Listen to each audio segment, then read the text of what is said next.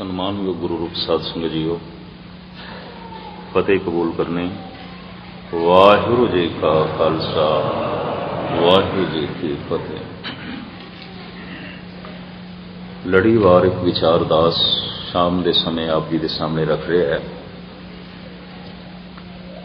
परिपूर्ण परमात्मा ने ब्रह्मंड जिस दे असी जी रहे हैं, पंजां दी गिणती नूं प्रधान रखिया है। कायनात सारी पंज तत्तां दी, और वो पंज तत्त गुरबाणी दसदी है। अब तेज बाए पृथ्वी आकाशा, ऐसी रहत रहो हरि पासा।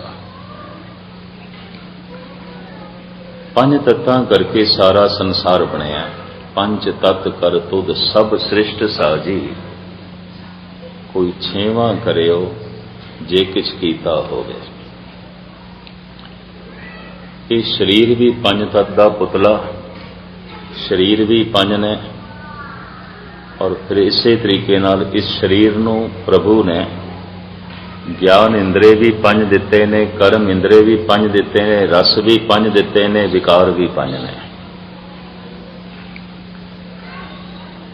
इसे ही पंज तत्त दे पुतले की झोली विच धन गुरु गोबिंद सिंह जी महाराज ने पंज शरीरक रहतां झोली विच पाईयां, जिन्हों पंज ककार कहते हैं, ते पंज मानसिक रहतां पाईयां, जिन्हों पंज बाणियां कहते हैं। मन दी रहत पंज बाणियां, तन दी रहत पंज ककार। वो जिहड़ियां पंज बाणियां ने अध्यात्मक मंडल दीयां पंज स्टेजां ने। पहुंचना कित्थे है? आनंद तक। चाहिदा की है? आनंद। ते लफ्ज मैं दोहरा दियां, आनंद सुख नहीं है। सुख दुख तो जिहड़ी उच्ची अवस्था है, उसनूं आनंद कहंदे ने। सदैवी सुख इंज कह लो, सदैवी खेड़ा, सदैवी खुशी। और आम एक जगत दी दुख सुख दी अवस्था तो उच्ची अवस्था आनंद। आनंद तक पहुंचने का वसीला जप, और दूसरा पड़ाव जाप, तीसरा पड़ाव बैराग सवैये, चौथा पड़ाव चौपई अरदास, पंजवीं मंजिल आनंद। जप तो यात्रा आरंभ होनी है, आनंद ते समाप्ति होनी है। घर पहुंच के यात्रा समाप्त होगी, और आनंद ही घर है। आनंद तक पहुंचना है साडे मन ने। ये तन शमशान तक पहुंचे, इस तो पहले मन भगवान तक पहुंचना ही चाहिए। ये तन जमीन तक पहुंचे, खाक होवे, उस तो पहले मन नूं नूर हो ही जाना चाहिए। मन नूर होया नहीं, तन खाक हो गया, यात्रा सफल नहीं हुई। मनुख टिकाणे ते नहीं पहुंचा। टिकाणिया ते आनंद सी। आनंद नूर है, आनंद प्रकाश है, आनंद खुशी है, आनंद सदैवी है। सारियां खुशियां नूं, सारे रसां नूं, सारे दैवी गुणां नूं इक्को ही शब्द विच बयान करना होवे, आनंद काफी है। सब कुछ विचे आ गया। तो मैं फिर अर्ज करा, आनंद नूं किधरे सुख ना समझ लेना, सुख नहीं है। दोहरा दें, सुख परिवार तो भी मिलता है, आनंद परिवार तो नहीं मिलेगा। और जो सुख मिलता है, मिलिया होया सुख थोड़े दिनों बाद दुख विच बदल जाता है। आनंद पदार्थों तो भी मिलेगा, सुख पदार्थों तो भी मिलेगा, आनंद ते परमात्मा तो ही मिलता है। और जिन्हां पदार्थों तो सुख मिलता है, दुख विच बदलदियां देर नहीं लगती। आनंद जिस दे सारे गुण आ गए, सारे रस आ गए, सारी शक्ति आ गई, सारा खेड़ा आ गया। पहुंचने का वसीला है जप। जितने धार्मिक कर्म ने इन्हां दी महानता भी जप करके है। जप नूं अलग कर दे तो इस तरह है जिवें किसी बरात तो लाड़े नूं वख कर दो।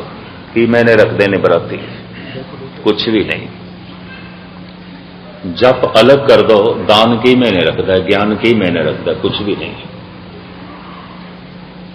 सेवा, दान, ज्ञान और बहुत सारे धार्मिक कर्म इते बरातियां की तरह ने। मूल ते जप है ना, जपो ता एको नामा अवर निराफल कामा।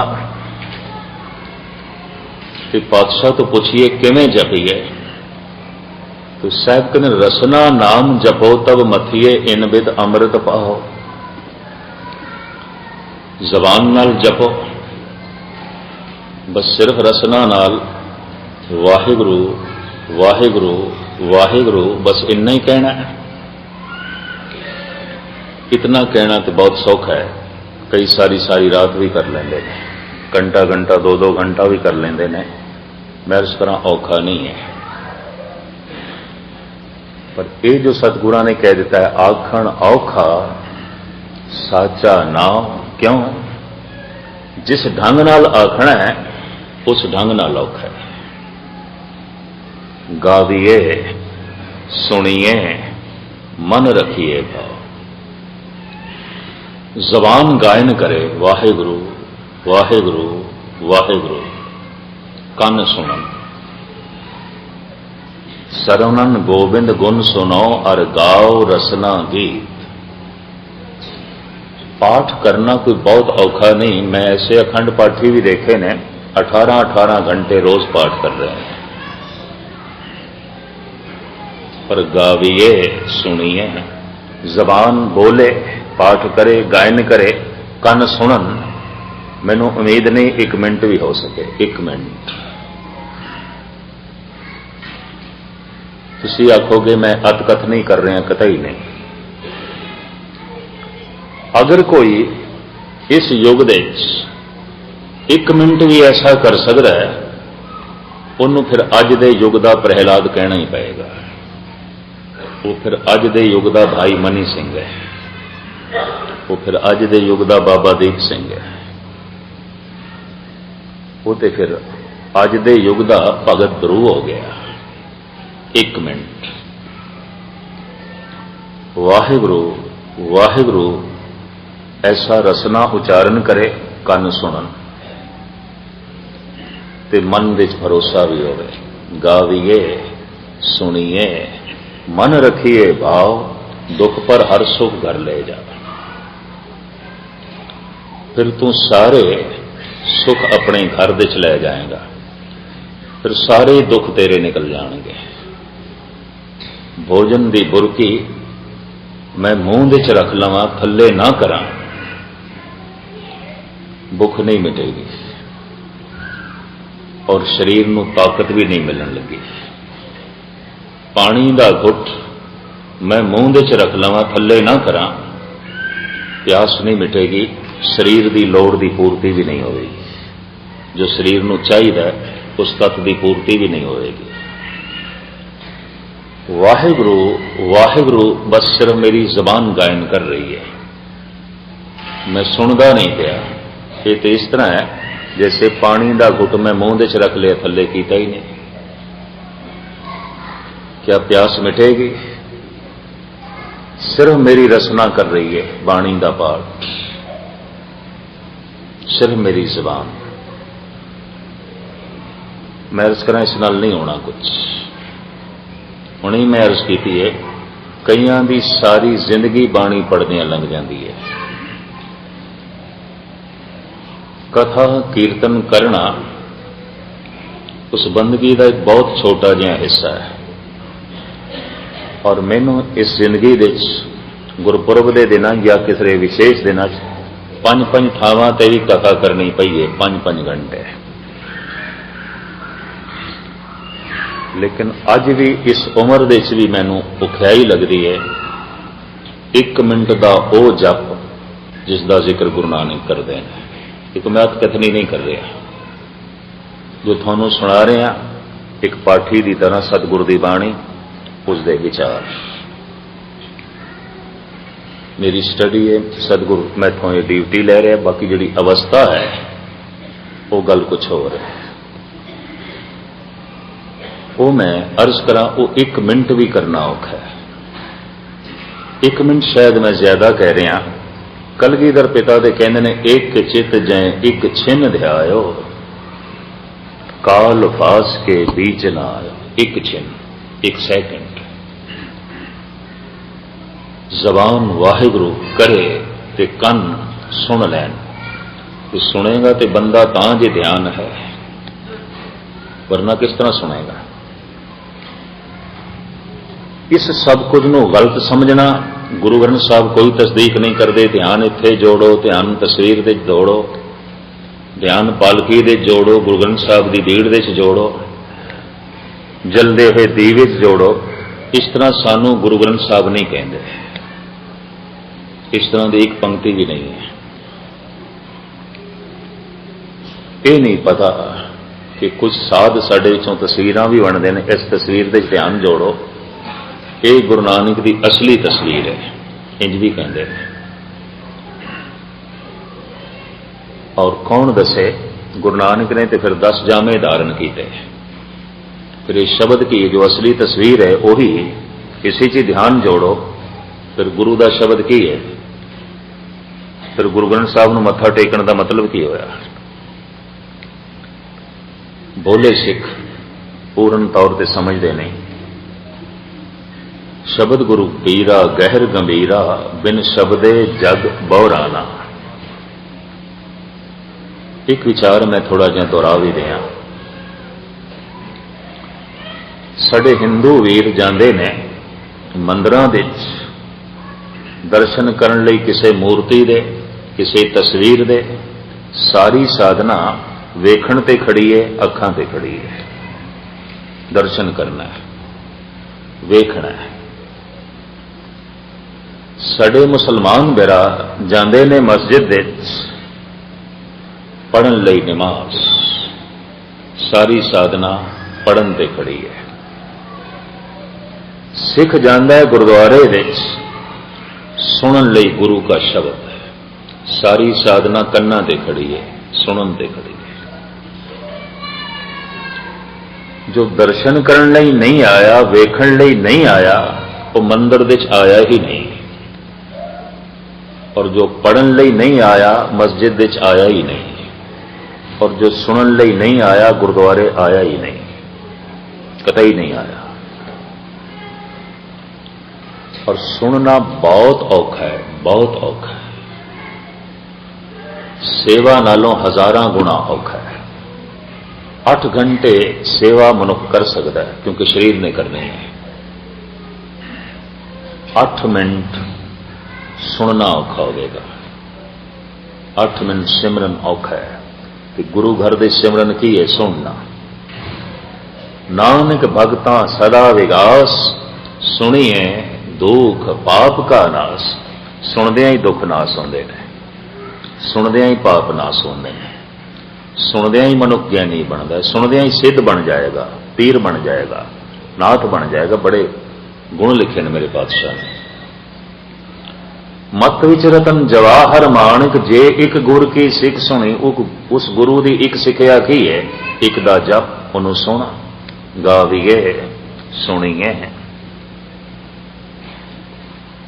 गुरुद्वारे च कोई होर गाएगा तो सुनेगा, गुरुद्वारे च कोई होर बोलेगा तो सुनेगा। और व्यक्तिगत बंदगी ये सुनिया होया तां तेरा सफल है कि अमृत वेले तो खुद उच्चारण करके सुन सकें। गावीए सुनिए। अगर ऐसा नहीं कर सकिया, अजे गुरुद्वारे दे सुनन दा तैनू फल नहीं मिलेगा। ये भी मैं अर्ज करते हैं। अजे गुरुद्वारे तो आके जो तू सीखना चाहिए सी नहीं सीखिया।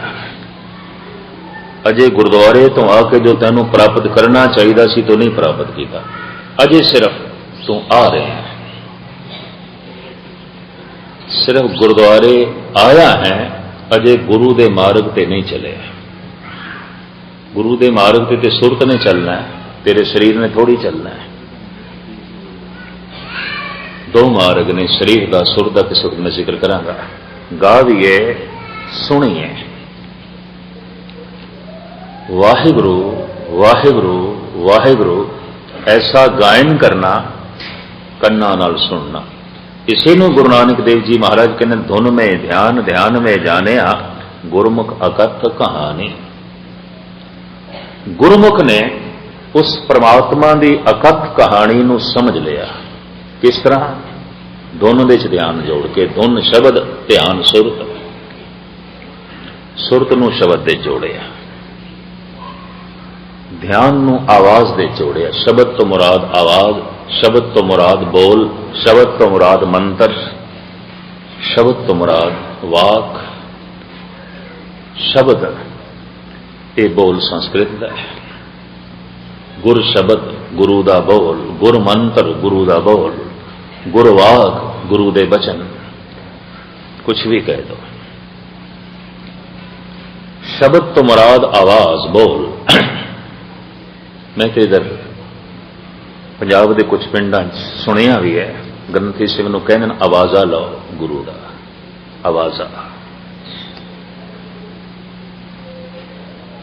हुक्मनामे नूं कहंदे आवाजा लो, गुरु दी आवाज लो। बोल गुरु दे ने, ये शब्द गुरु दे ने, ये विचार गुरु दी है।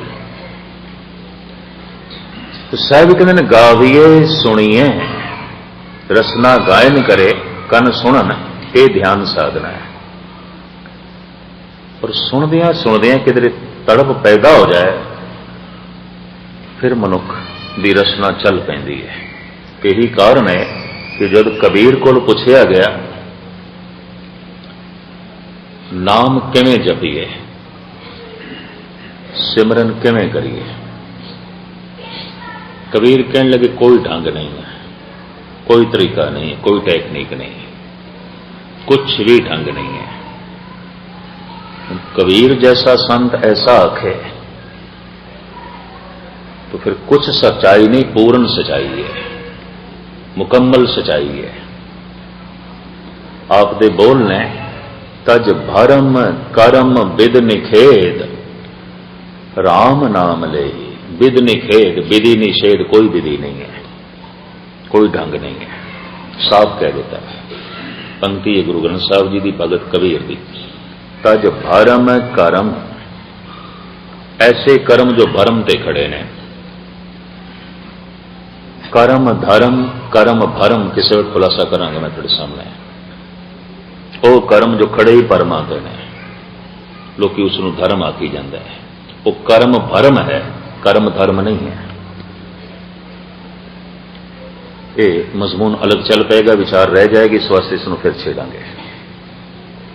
कर्म धर्म, कर्म भरम है, कर्म भरम लेकिन आखी जाता है कर्म धर्म। इस वास्ते साहब कहते हैं पखंड है। कर्म धर्म पाखंड जो दिसे, तिन जम जागा थी लूटे। कह रहे हैं कर्म धर्म, ये कर्म धर्म नहीं है, ये कर्म भरम है। फिर वास्तविक ऐसा केड़ा कर्म है जिस कर्म नूं असीं धार्मिक कह सकीए? कर्म धर्म, ये कर्म ही धर्म है, ये कर्म ही भरम है। कर्म तो पता चलता है, ये कर्म राजनैतिक है, कर्म परिवारिक है, कर्म आर्थिक है, कर्म धर्म है। आखिर कर्म तो ही पता चलेगा ना। एक बंदा दुकान पे बैठा है, एक बंदा कोई बिजनेस कर रहा है, एक बंदा खेतां च काम कर रहा है। कर्म आर्थिक है, कर्म धंधा है, ये कर्म धंधा है। एक बंदा पॉलिटिशियन है, राजनीतिक है, कुछ बोल रहे हैं राजनीति के सामने और पब्लिक का समर्थन जुटा रहे हैं, अपने पक्ष विच करने की थां थां ते भज दौड़ के कोशिश कर रहे हैं। कर्म नीति है, कर्म राजनीति। सारा कर्म उसकी सारी भज दौड़ कर्म राजनीति है। कर्म भरम, जो कुछ करदा पे इसनों खुद बोध भी नहीं, इसनों पता भी नहीं। करदा पे कुछ होर जान के, समझदा कुछ होर है, तो जो कुछ करदा पे वो ऐसा है नहीं, माधवे क्या कहिए भ्रम ऐसा, जैसा मानिए होए न तैसा। जैसा समझदा ऐसा है नहीं, उसनों कहते हैं भरम। माधवे क्या कहिए भ्रम ऐसा, कर्म नूं समझदा पे धर्म, धर्म वो है नहीं। वो कर्म धर्म है नहीं, तो भरम है, तो भुलेखा है। मैं अर्ज करा, धार्मिक दुनिया दे कर्म धर्म कोई 100 दे एक कद मनुख करता है, बाकी कर्म भरम। कर्म भरम चलता है मंदिरां दे, कर्म भरम चलता है मस्जिदां दे, चर्च दे, और गुस्ताखी माफ कर्म भरम ही चलता है गुरुद्वारे। नहीं तो हुण तक समाधि लीन हो गए होंगे, हुण तक तो परम पद की प्राप्ति हो गई होंगी। जीवन रोज रोज अगां लंघ रहा है, पर साडे नाल दुख ही चल रहे हैं। सुख तो चलता कोई नहीं पिया, आनंद तो चलता कोई नहीं पिया। उम्र दे वधदियां आनंद का जन्म तो होया ही नहीं, उम्र वधदी जा रही है, दुख भी वधदे जा रहे हैं।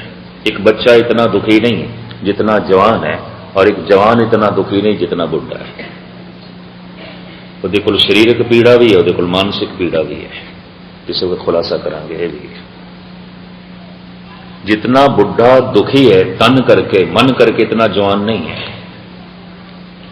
और जितना जवान पीड़ित है उतना बच्चा बिल्कुल नहीं है। अजे बच्चे कोल हासे हैं, अजे खेड़ा है, अजे वो पुल की तरह खिड़ सकता है। कुछ दिनों की गल है, सिवाय रोने तो होर कुछ भी नहीं होगा। और बुढ़ेपा, मुरदमी, मुरझाहट, उदासीनता होके टहदी कला, इस तो इलावा और रह की जाता है? कुछ भी नहीं।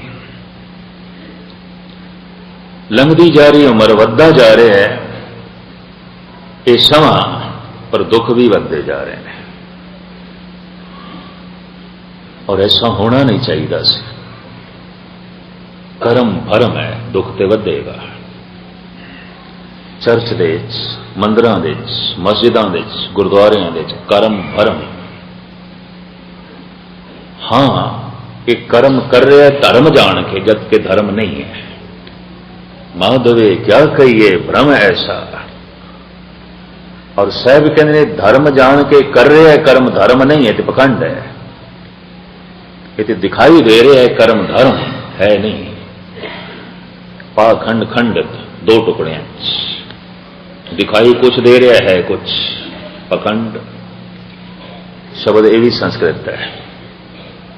खंडित, जो दिखाई दे रहा है वो नहीं है कुछ और, दिखाई कुछ और दे रहा है। पखंड दिखाई तो दे रहा है, एक गुरुद्वारे आया है, पर वाकई गुरु तक आया है, एक गुरु ਨੂੰ मिले है?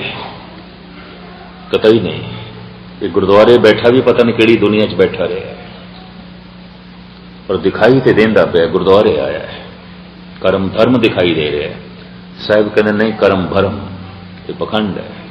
कर्म धर्म पाखंड जो दिसे, तिन जम जागाती लूटे। वास्तविक कर्म धर्म की है।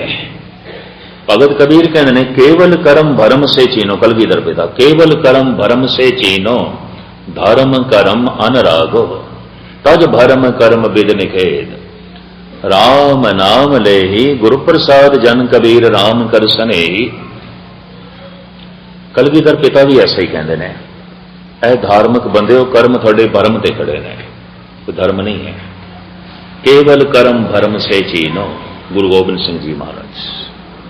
केवल कर्म भरम से चीनो, थानू दिखाई दे रहा असी धार्मिक कर्म कर रहे हैं, जगत नू दिखाई दे रहा असी धार्मिक कर्म कर रहे हैं, ये भरम है, कर्म नहीं, ये धार्मिक कर्म नहीं है।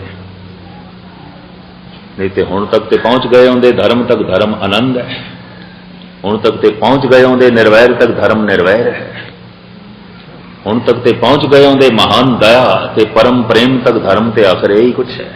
हुण तक तो पहुंच गए होंगे समाधि तक, रस तक, धर्म तो यही कुछ है। कीता तो बहुत कुछ है, पहुंचे किधरे भी नहीं। तो कबीर कहते कोई विधि नहीं। इस दे तो मैं एक उदाहरण देना हूं ना, कबीर ने कितनी जुर्रत नाल ऐसा क्यों कह देता है।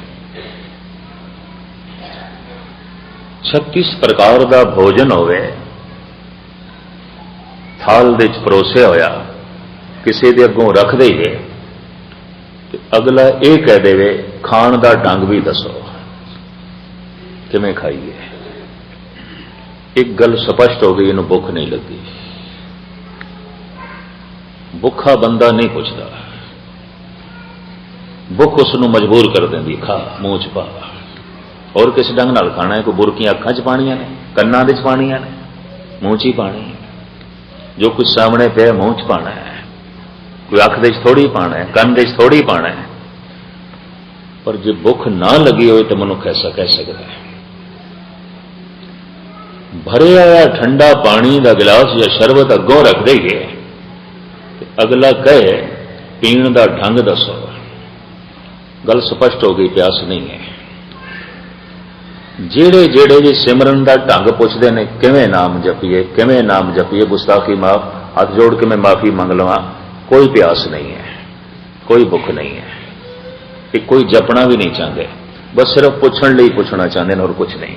पूछत है पथक ते मार्ग ना धरे पग, प्रीतम के देश कैसे बातन से जाइए। 10-10, 20-20 साल तक भी एक ही प्रश्न पूछते देखे किवें जपीए, और सैकड़ियां को पूछदे देखे, तो गल स्पष्ट हो गई, भुख कोई नहीं लगी। जिस दे अंदर ये भुख पैदा हो जाती है, साचे नाम की लागे भूख, कीर्तन सुन के, कथा सुन के, गुरुद्वारे आके बस उसकी रसना वाहिगुरु वाहिगुरु जपन लग पैंदी है। वो जपना किसी रंग चाहता है, वो जपना किसी सरूर चाहता है, क्योंकि भुख करके जप रहा है, अंदर तड़प है, प्यास करके जप रहा है, तो वाहिगुरु आखण दे च उसनूं रस आ रहा है, उसका ध्यान टिक गया है, उसकी सुरत शब्द दे नेड़े है। धुन में ध्यान, ध्यान में जानिया। हुण मैं अर्ज करा, जो जबान बोलती है इनू कहते हैं बैखरी। इस बोल तो पहले, इस बाणी तो पहले, बैखरी बाणी तो पहले ये बोल कंठ दे चाहते हैं, इनू कहते हैं मधमा। और इस तो पहले हिरदे चाहते हैं, इनू कहते हैं पसंती। इस तो पहले नाभि दे चाहते हैं, इनू कहते हैं परा। ये पता है नाभि का एक नाम है, समुचे भारत जो बिल्कुल सही नाम है, धुनी। नाफ नूं की कहते हैं? धुनी। कि धुनी का अर्थ की है? आवाज। भाई ये धुनी है। एक ही देश है हिंदुस्तान जिथे नाभि नूं धुनी कहते हैं, और किधरे भी नहीं। और ये गल मान नाल आखी जा सकती है, धर्म दियां जिन्हां गहराइयां नूं हिंदुस्तान के संतां ने छोया किधरे भी नहीं है, कुछ भी नहीं है। सब उपर बचकानियां गल्लां मिलणगियां तुहानूं, गुस्ताखी माफ। इस छोटी जी जबान नाल मैं वड्डी गल कर रहा, बाइबल दे च, कुरान दे च बिल्कुल बचकानियां गल्लां मिलणगियां। कुरान शरीफ पढ़द्या पढ़द्या मैं तो एक दिन हैरान हो गया जब कुर्बानी के पेज आए भी बैल लंगड़ा नहीं होना चाहिए जिन्हों ज़बह करना है, कुर्बानी देनी, बकरा दागी नहीं होना चाहिए, उठ काणा नहीं होना चाहिए, औखे ना होना। मैं तो कई दफा हैरान हो गया, मैं कि पढ़ के ही रहा। एक धार्मिक ग्रंथ और काफी लंबी चौड़ी कुर्बानी थे विचार वाला। 500 सफ़े बाइबल दे भी ऐसे ने तुसी परिवार दे पढ़ भी नहीं सकते, सुना भी नहीं सकते, इतने थल्ले ने सभ्यता तो। उन्होंने सामने पुराणिक साखियां बिल्कुल बचकानियां ने जो बाइबल दे ने। अजे फिर भी पुराण दियां गल्लां सुना लवांगे, चलो ठीक है। इंद्र ते चंद्रमा मिल के किसी व्यक्ति के नाम, आखिर ममता की मारी हुई मां भी पुत्र नूं कह देती है चन्न, लगता कोई बहुत खूबसूरत सी उसका ना, इस तरह चंद्रमा रख दिता होना है। ते पता है ये दोवें देवते, ते देवते करदे की ने। गौतम एक वक्त का बहुत बड़ा ऋषि संत, उसकी पत्नी अहिल्या उससे मन मैला करते हैं, उसका सत भंग करते हैं। इंद्र ये चंद्रमा देवते, जे देवते ही कुछ करते हैं तो दैत की करते उन्होंने। पुराणिक ये साखियां कई दफा श्रद्धा तोड़दियां ने। युधिष्ठिर कहते हैं धर्म पुत्र, प्राचीन इतिहास दे उसनूं कहते हैं धर्म पुत्र, पर कमाल का धर्म पुत्र है जूआ खेडदा है। ते जूए दे पहले धन हारदा है, फिर जमीन हारदा है, फिर महल हारदा है, फिर राजपाट हारदा है, फिर पता है कि पत्नी हारदा है, इतना बड़ा जुआरी, फिर अपनी घरवाली भी हार देंदा, द्रौपदी नूं भी दाऽ ते ला देंदा है। जे धर्म पुत्र यही कुछ करते हैं तो अधर्म पुत्र की करते होने ने, फिर अधर्म पुत्र की करता होना है। ये तो धर्म पुत्र करते पे ने, पत्नी तक नूं भी दाऽ ते ला दो, हार दो जूए दे। इस तरह दीयां हज़ारां साखियां ने पुराणां दे, लेकिन फिर भी मैं अर्ज करा संगत दे सुना सकता है बंदा, पढ़ सकता है, पढ़ा सकता है। 500 सफ़े तो बाइबल दे ऐसे ने जो ना मनुख परिवार जो है पढ़ सकता है, ना किसी इकट्ठ दे। कला पढ़ना है तो पढ़ लवे, जिमें कोक शास्त्र होवे वो पढ़ना हो, या वात्सायन का काम सूत्र होवे वो पढ़ लो। इस तरह का है, हैरानगी होती है। धर्म दियां जितनियां गहराइयां उपनिषदां दे ऋषियां ने छोया है, धन गुरु नानक देव जी महाराज ने छोया है, महात्मा बुद्ध ने छोया, इस तरह की गहराई थानू किधरे भी नहीं मिलेगी। बहुत गहरे गए ने गुरु नानक। एक गल वखरी है कि इकबाल ने कहा है, साफ में लफ्ज फिर दोहरा दें, क्षमा हक से जो मुनव्वर हो वो ये महफिल न थी। ऐ गुरु नानक तू इतना गहरा गया, तेन कौन समझे। तू हर महफिल दे सच का दीवा जलांदा गया, लोकी ते अंधे सन, तेरी रोशनी तो लाभ नहीं लिया। चानने नूं वेखण वास्ते भी तो अखां दे चानना चाहिए। और मैं अर्ज करा, महात्मा बुद्ध नहीं समझे गए, गुरु नानक पूर्ण तौर पर नहीं समझे गए, उपनिषदां दे ऋषि नहीं समझे गए। बहुत गहरियां गल्लां आखियां, बहुत गहराइयां उन्होंने छोया है, बहुत गहरे तल नूं उन्होंने टुंबिया है। धर्म की बहुत वड्डी गहरी खोज हुई है।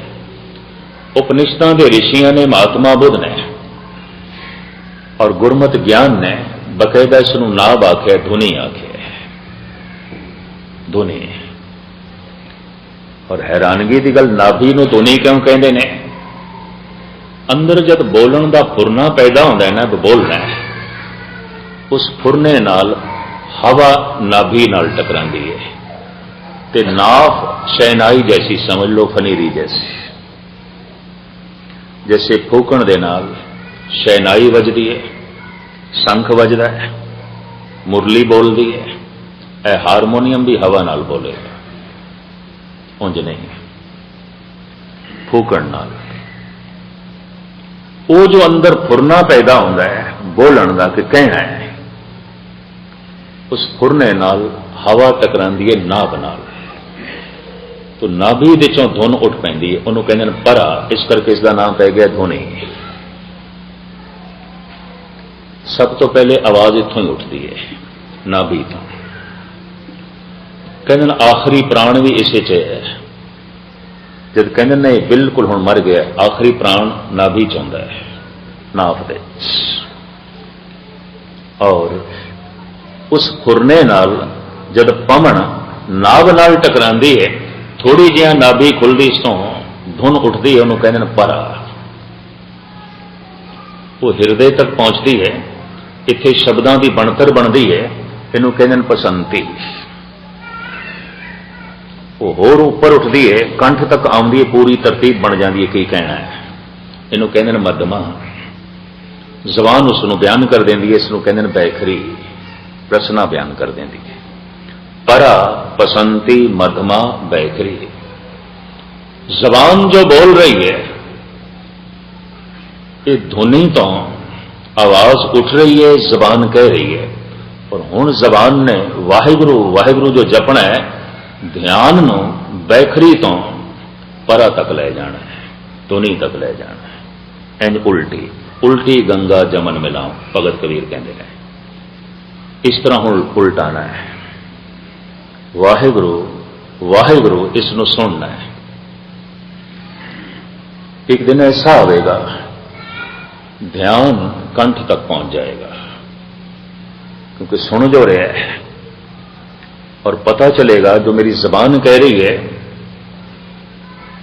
इसकी बुनियाद होर थले ये कंठ तो आ रहा है। जब ध्यान इत्थे तक जावे कहते वाहिगुरु आखण दे च रस आण लग पैंदा है, स्वाद आण लग पैंदा है, उस तो पहले नहीं। अगर अजे ध्यान रसना तक ही भी जबान पई बोल रही है वाहिगुरु वाहिगुरु ते सुन रहे हैं, ध्यान इत्थे ही है, अजे ध्यान गहरा नहीं है। जिस ध्यान साधना की मैं गल कर रहा एक कोई हज़ारां च एक कद करता होगा, यह भी मैं अर्ज करा। कथा कीर्तन बथेरे सुनते होंगे, बथेरे कढ़ते होंगे, बहुत पाठ करते होने ने, और किधरे थोड़ी श्रद्धा टुटे ना, इसनों मैं बहुत खुलासे के रूप में ही नहीं लेना, क्योंकि हर मनुख का अपना अपना हाजमा होता है ना, किन्ना क हजम कर सकता है, यह भी मैं अर्ज कर रहा। जिस कर्म ने कोई रस नहीं दिता और लगातार 10-20 साल तो करते रहे हो, तो फिर इतना सोच लेना चाहिए कर्म भरम सी, कर्म धर्म नहीं सी, बस इतना समझ लेना चाहिए। ध्यान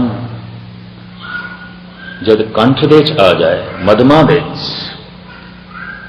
तो वाहिगुरु आखण दे च रस आण लग पैंदा है, स्वाद आण लग पैंदा है। ऐसा होवे तो कहते ने यदि रसना ते वाहिगुरु वस गए, प्रभ जी बसे साध की रसना, साध साधना कर रहे है, रसना ते वस गए, प्रभ जी बसे साध की रसना, नानक जन का दासन दसना। इस तरह के मनुख का वाहिगुरु आख्या होया गहरा है, ध्यान उसका गहरा है, और जब कहता है तो उसनों रस आंदा है, स्वाद आंदा है। जब सुखमनी पढ़ता तो निरा पढ़ता नहीं, वो जपदा है। एक है गुरबाणी पढ़नी, एक है जपनी। पढ़नी है कंठ करने वास्ते, पढ़नी है अर्थबोध वास्ते। जपनी है बाणी का रूप हो जाइए, जप मन मेरे गोविंद की बाणी, साधु जन राम रसन बखाणी। तो मैं अर्ज कर दिया पढ़ना जपना नहीं है, तो जपना पढ़ना नहीं है, इनू किधरे एक ना समझ लेना, बिल्कुल नहीं है। पहले पढ़ना है कंठ करने लिए याद हो गए, पहले पढ़ना है चलो थोड़ा जिहा अर्थबोध का पता चले, फिर जपना है बाणी का रूप हो जाइए, जो बाणी है इसका रूप ही हो जाइए। ये तां होगा कि मनुख जपेगा। पढ़न वाले भी दिखाई दे जाते हैं, जपण वाले भी दिखाई दे जाते हैं, पता चल जाता है ये बाणी पढ़ नहीं रहा, जप रहा है, और ये बाणी पढ़ रहा है, बस पढ़ रहा है। थोड़ा जिहा कंठ करने वास्ते या अर्थबोध वास्ते, या ऊंजी चलो रस्म है, नितनेम है, पढ़ रहा है। हजारां मनुखों के इकट्ठ दे जो पढ़न वाले ने, थानू कोई एक दो जपण वाले मिलणगे। जपना औखा है, पढ़ना इतना औखा नहीं है। मैं फिर अर्ज करा, 18-18 घंटे भी थानू पढ़न वाले मिलणगे, 18 मिनट जपण वाले नहीं मिलणगे। कठिन है, औखा है। सारी सारी रात कीर्तन करने वाले मैं इंज कह लिया, पढ़न वाले मिलणगे, कीर्तन जपण वाले मुश्किल, 18 मिनट भी नहीं, कठिन है, भुखिया ही है।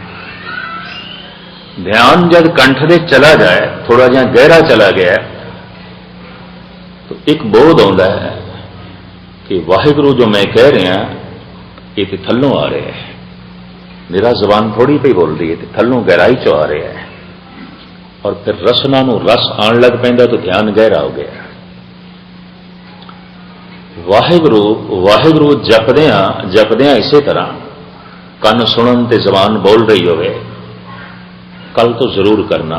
मैं अक्सर इसनों इंज बयान करता हूं, हर घर दे जैसे रसोई होंदी है भोजन बनाने वास्ते, हर घर दे 4-6 फुट जगह ऐसी चाहिए है जिथे भजन कर सके, रूह की खुराक, जिथे शरीर का भोजन बने, वो किचन बहुत सोहना है, खुली जगह, जिथे रूह का भोजन बने, आत्मा का भोजन बनाई है, घर दे वो रसोई भी चाहिए। साडे जद एक सूक्ष्म शरीर है, एक अस्थूल शरीर है, तो 2 किचन चाहिए ने हर घर दे। ये भी मैं अर्ज करते हैं, जिथे शरीर की तृप्ति वास्ते भोजन बनता है, उस किचन नालों, उस रसोई नालों वो रसोई महान, खुली, स्वच्छ ते सुंदर चाहिए है, जिथे रूह का जो है ग़िज़ा बनानी है। लोग गुरु ग्रंथ साहब का प्रकाश कर लेंदे ने, पर मयानी दे जिहड़ी घर दे बिल्कुल जगह फालतू है, किसी काम की नहीं, उत्थों ही स्पष्ट होता है, ए गुरु तो उत्थे ही रहे जो साडे काम की कोई जगह नहीं। उत्थों ही पता चल जाता है कि कितनी वैल्यू पे देंदे ने, कितनी अहमियत पे देंदे ने। शरीर जिस भोजन नाल तृप्त होता है, जितनी अहमियत उसनों दी है, उस रसोई ने उतनों भी नहीं दी। वह भी रसोई है एक, उत्थे आत्मा का भोजन तैयार होगा। पर यह मैं अर्ज करा, बहुते घर ते रसोई है भी कोई नहीं, कोई नहीं, बनाई नहीं। तो होया कि है, तन जिंदा है, रूह मर गई है। आखां जीवा विसरे मर गई है, उठे आखिया ही नहीं, कदी जपिया ही नहीं, रूह ते मुर्दा है। वो रूहानियत वो तो है ही कोई नहीं, वो तो मुर्दा हो चुकी है। ना घर दे रसोई है, ना इस तरह का भोजन छकना है। बहुत किधरे मजबूरी होवे, घर दे कोई साधन नहीं, 4 फुट जगह भी इस तरह की नहीं, चलो गुरुद्वारे बैठ के कर ले, है ये व्यक्तिगत बंदगी, समूहक बंदगी नहीं है। समूहक बंदगी कथा कीर्तन, वाहेगुरु वाहेगुरु ये समूहक बंदगी नहीं, जो बाजे जोड़े जोड़ियां ते छेने लैके वाहेगुरु वाहेगुरु इंज जो है उच्चा उच्चा अलापन लग पेंदे, मेरी आत्मा कभी उन्हां नाल सहमत नहीं हुई। ये भी मैं अर्ज करते हैं, ये व्यक्तिगत बंदगी है। इत्थे कीर्तन करो, कथा करो, गुरबाणी का पाठ करो, जप करो। वाहेगुरु ये व्यक्तिगत बंदगी है, व्यक्तिगत। समूहक बंदगी, व्यक्तिगत बंदगी। दरबार साहब दे इस तरह वाहेगुरु वाहेगुरु करने की कोई इजाजत नहीं, कीर्तन होवे बस। उतों प्रेरणा लैके जाओ, फिर व्यक्तिगत बंदगी, वाहेगुरु वाहेगुरु जपो। और वाकई ये गुरुद्वारे तो प्रेरणा ले आया है, इनू फल मिल गया है। पहचान की होगी, वाहेगुरु वाहेगुरु जपन लग गया, बस ये पहचान है। ये रसोई घर दे चाहिए 4 फुट। अगर रोज रोज उसी थां ते बैठ के जप जारी रहा, यकीन जानो जगह भी चार्ज हो जाएगी। और जिथे तक दास का निक्का जिहा अनुभव, अगर उत्थे कोई दुष्ट भी बैठ गया ना उस थां ते, उसकी जबान तो भी वाहिगुरु निकल जाएगा। वो जगह इतनी चार्ज हो जाएगी, उस जगह का इतना असर है। और जो एक दफा 4 फुट जगह नूं असीं चार्ज करने दे सफल हो गए, मंदिर बनाने दे सफल हो गए, तो सारा घर मंदिर बन जाएगा, सारा घर धर्मशाल बन जाएगा। घर घर अंदर धर्मशाल होवे कीर्तन सदा वसोया। इस ढंग नाल जी कि तेरा घर भी गुरुद्वारा बन जाए, इस ढंग नाल ना जी कि तू गुरुद्वारे नूं भी अपना घर बना लवे। मैं लफ्ज़ फिर दोहरा दें, इस ढंग नाल जी कि तेरा घर भी गुरुद्वारा बन जाए, इस ढंग नाल ना जी कि गुरुद्वारा भी तेरा घर हो। घर नूं गुरुद्वारा बना, गुरुद्वारे नूं घर ना बना। जिहड़ियां हरकतां तू घर विच करदा है, वही गुरुद्वारे करन लग पिया, तो गुरुद्वारा तो घर बन गया नहीं। तू घर विच भी इस ढंग नाल जी कि घर गुरुद्वारा बन जाए। तेरे घर दे कोलों कोई लंघे, अगलियां नूं महक मिले धर्म दी। घर घर अंदर धर्मशाल, घर ही धर्मशाल हो जाए। चलो सारा घर नहीं धर्मशाल बना सकता, सारे घर नूं रूहानी किचन नहीं बना सकता, तू 4 फुट जगह ते रख, जिथे चौकड़ा मार के तू वाहिगुरु वाहिगुरु जप सकें, और उस जगह नूं महफूज रख ले कि होर कुछ ना होवे। पुराना निजाम तो यह कहता सी कि रसोई नूं पवित्र रखो, तन की खुराक जिथे बने ते मन की जिथे बननी उन्होंने तो पवित्र रखना ही है, साफ रखना ही है, दोवें पवित्र रख। ध्यान जब कंठ दे च आवे मधमा दे च रसना नूं रस आण लग पैंदा है। वाहिगुरु वाहिगुरु ये जप जारी रहे ते ध्यान चला जाए हिरदे तक। इस तरह का मनुख अनहद की धुनी सुनन लग पैंदा है। बिनवंत नानक गुर चरण लागे वाजे अनहद तूरे। तूरे शहनाइयां अनहद दियां शहनाइयां वजन लग पई। चेत अचेत मूड़ मन मेरे बाजे अनहद बाजा। अनहद का वाजा वजन लग पेगा तो चिंतन ते कर। हर तीजे चौथे शब्द दे अनहद शब्द का जिक्र आ जाएगा गुरु ग्रंथ साहिब दे। आहत जो दो चीज़ों के टकराव तो पैदा होता है शब्द, जैसे दो हत्थों के टकराव तो, पत्थर नाल पत्थर टकरावे, सोने नाल सोना, लोहे नाल लोहा या लोहा पित्तल नाल, दो चीज़ों के टकराव तो जो आवाज़ पैदा होती है उन्होंने कहना आहत। पर जो ब्रह्मंड के व्यापक है उन्होंने कहना अनाहत। उसे तो सारा जगत पैदा होया। कीता बसाओ एको कवाओ तिस्ते होए लख दरियाओ। ये नाद हर मनुख के अंदर वज रहा है। घट घट वाजे नाद सुनाई क्यों नहीं देता? ध्यान नहीं अंदर मुखी। जब हिरदे तक ध्यान पहुंच जाए पसंती तक, ये अनहद दियां धुनियां सुनाई देन लग पे। अनहद रूप अनाहद बाणी चरण सरन जय बस्त भवानी। आहत शब्द साडे ने, असी बोलते हैं। अनाहद बोल परमात्मा दे ने, ब्रह्म वाक उन्होंने कहते हैं। ब्रह्म बोल, ब्रह्म का शब्द, ब्रह्मंड की धुनी है। मनुख गाहे बगाहे सुनता है। बहुते ते नहीं, इस तरह के मनुखों के नाल धरती जरूर भरी पई है, बहु गिणती च ना सही पर फिर भी हैं। और इस तरह के पुरुष दास को मिले ने, कई ने तो हैरानगी नाल पूछिया की है, साड़ी समझ तो परे एक ही है।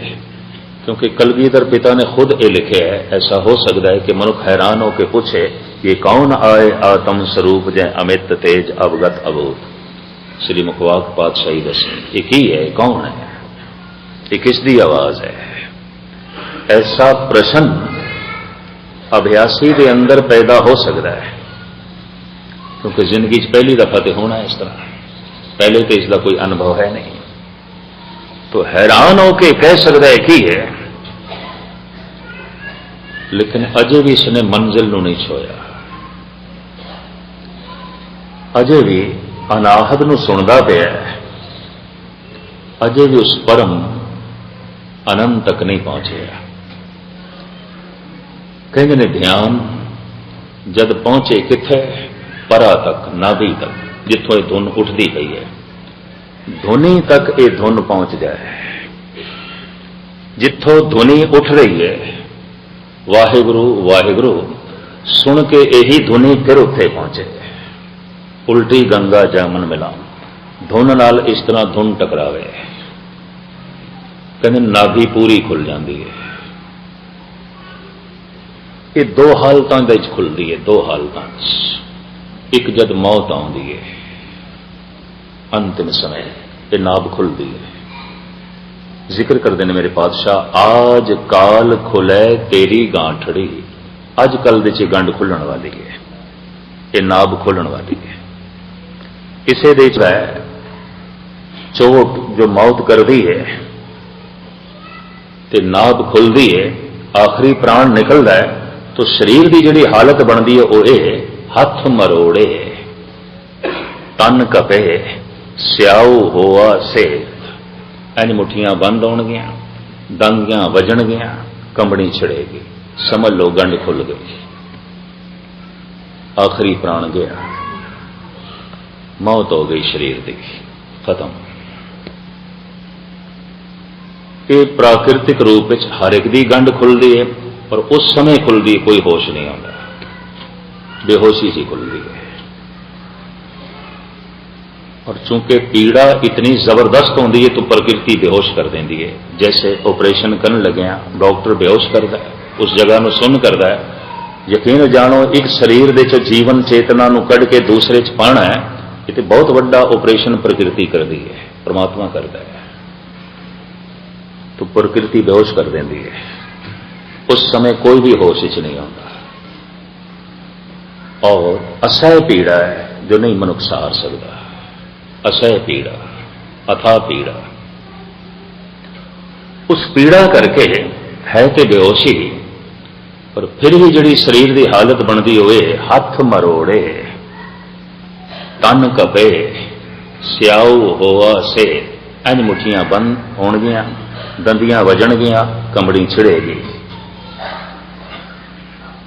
शरीरक आचार्य कह देंदे ने ये गया आखिरी प्राण, खत्म, ये गंढ खुल गई, नाफ खुल गई।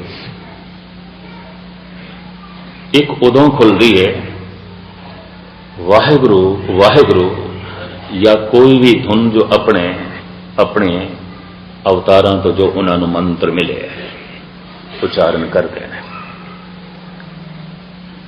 वाहिगुरु वाहिगुरु की यह ध्वनि जब वाकई ध्वनि तक पहुंचती है, नाभि तक पहुंचती है। ये ध्वनि जब ध्वनि तक पहुंचती है, नाभि ध्वनि, जबान जो कह रही है ध्वनि, ये जब ध्वनि ध्वनि तक पहुंचती है ध्यान दे आश्रय थे, बिना ध्यान तो नहीं। जितना ध्यान गहरा जाएगा उतनी धुन गहरी जाएगी। जैसे जैसे ध्यान गहरा जाता जाएगा बस उस दे आश्रय की धुन भी गहरी जा रही है, कंठ तक आ गई है, हृदय तक आ गई है। हुण ये ध्वनि धुनी तक आ गई है, नाभि तक आ गई है, ध्यान गहरा चला गया। इस हालत विच भी कहते ने ये नाफ पूरी खुलती है। तन की मौत नहीं आती, मन की मौत हो जाती है। वो जब तन की मौत आती है, सेम उही हालत अभ्यासी की बनती है जब मन की मौत आती है। बिल्कुल मुठियां बंद होंदियां, दंदियां वजदियां, कंबड़ी छिड़ती है। जब ध्वनि ध्वनि तक पहुंच गई, गुरु नानक की यह हालत हुई। तृप्ता जी वैद नूं बुला लिया, ये की हो गया मेरे बच्चे नूं, कंबड़ी छिड़ी हुई है। पहले तो कंबल पाया माता तृप्ता ने, कंबड़ी चल रही है, रजाइयां पाइयां, अग बाली, इन्नी ठंड नहीं सी पर कंबड़ी, दंदियां वज रही और मुठियां इंज बंद, दंदियां वज रही, कंबड़ी छिड़ी हुई है। तृप्ता जी ने सुनिया सी ते इस तरह के पुरुष भी देखे सन अंतिम समय जिन्हां दी गंढ खुलती है, तो भजी होई गई, वैद नूं बुला लिया। वेखो तो सही मेरे लाल नूं की होया है। कहंदे ने नबज वेखी वैद ने, और मत्था देखिया, अखां देखियां, जो आयुर्वेद का ढंग है शरीर की जांच पड़ताल करने का। ये वैद कहने लगा माता तृप्ता नूं, मां जी जिथे तक मेरा ज्ञान कहता है गुरु नानक की नबज ठीक चल रही है, दिल की धड़कन भी बिल्कुल ठीक है, और मैं मत्थे ते भी हथ ला के देखे, इसका तापमान भी बिल्कुल ठीक है, बराबर है। मैं हाथ पैर भी देखे ने, इन्हां दी चाल भी ठीक है, इन्हां दा तापमान भी ठीक है। जो मेरा ज्ञान है उस दे मुताबिक ये रोगी नहीं है। तो तृप्ता जी कहने लगी, अच्छा फिर मैं कोई होर वैद बुला के लिया। कंबड़ी छिड़ी हुई है, दंदियां वजड़ियां पईयां ने, मुठियां बंद ने, तो कहना रोगी नहीं ने।